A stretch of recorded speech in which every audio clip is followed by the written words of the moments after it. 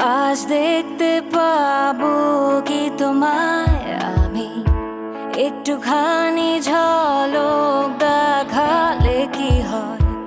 এই ইচ্ছার পূরণে জিদ করি